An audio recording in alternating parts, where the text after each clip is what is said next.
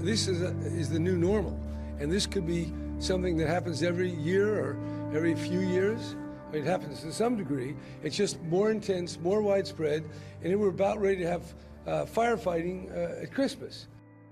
I'm reminded of former United Nations Secretary General Kofi Annan, who once famously said, "There is no such thing as a natural disaster." What makes a natural disaster is that which is most unnatural, meaning the way that human beings have created injustices in waiting, the ways in which we design our cities, our communities, our societies that literally set people up for failure, that set people up to be hit the hardest by natural disasters.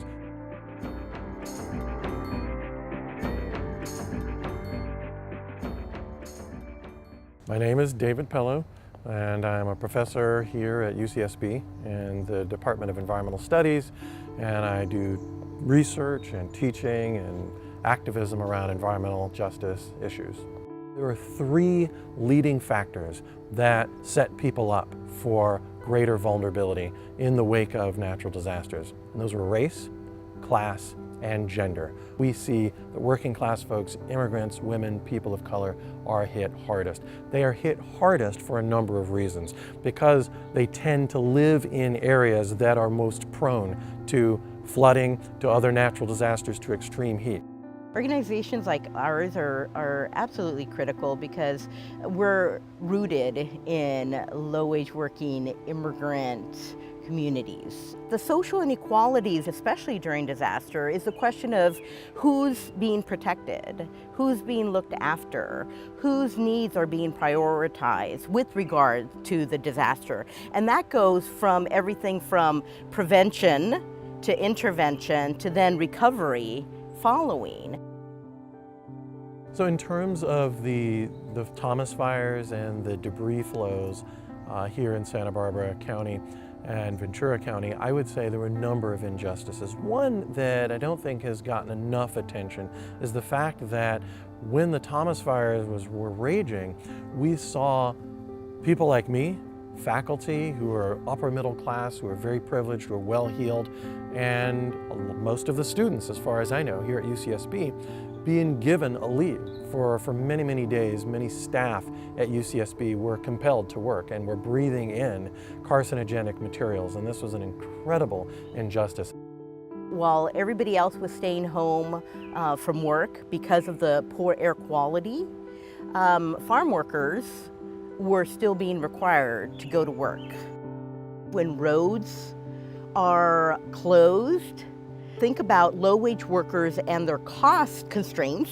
There were some basic emergency transportation modes that were opened up, but they were really inaccessible for low-wage workers. The cost of using those transportation modes would have exceeded their day's work. That's another piece of social inequality. During disaster, how do you continue going to work in a safe and economically accessible way? When a crisis happens, there's the immediate response where everybody motivates and gets out there and helps dig out the houses and do what they can to support people. And then after that comes a long-term recovery, and the long-term recovery can be even more difficult. It's really easy to do the obvious thing, but then as the kind of tail of the crisis happens, the people who are financially struggling, who maybe couldn't get to work when the freeway was closed for over 2 weeks, then they get into a financial hole that they may be struggling to get out of for years. In the absence of state and so other social networks and disaster recovery assistance, people have to find ways to move forward on their own. Many people have figured out ways to do that without the state. People have figured out ways to do what we call tactical urbanism, really bringing together resources that they didn't know in some cases they already had until they put out the call. We had our steering committee meeting. We said, what can the Interfaith Sanctuary Alliance do to support the communities we're here to support in the wake of this disaster? First, we started just working with organizations to distribute masks to people who were living on the streets, and then we activated our warming centers so people could come inside, sleep indoors, get respite from the air. And if you imagine, everything you own is outside, and you can imagine how the ash just gets into everything, and just being able to come indoors overnight was a huge relief. Bucket Brigade came together to help victims of the debris flow by really saying, you know, these people have so much mud in their homes. They are getting quotes that are astronomical to remove the mud out of their homes. Their insurance companies may not look at their homes until the mud is out, and people were feeling helpless. And so the Bucket Brigade came together and organized and sent volunteers out to go move mud out of homes. The community members can really organize and have a significant impact on the community. And we've seen that here. You know, the county was super busy with opening roads, with search and recovery and rescue efforts.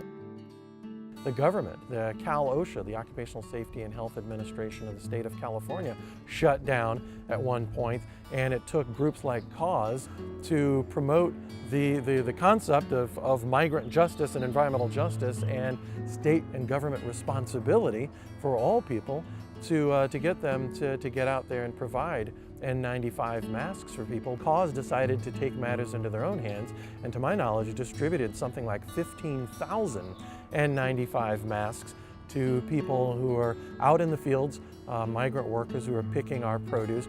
None of us can be resilient on our own. We need a whole network of organizations and institutions that help to protect us and to make us resilient. Preparedness isn't just having extra water and canned food in your cupboard. It's also knowing about the networks that will be there when needed, that can step into those spaces, because we're going to need them. And I think this crisis was an example, and this community was really an example of how people could step up for each other.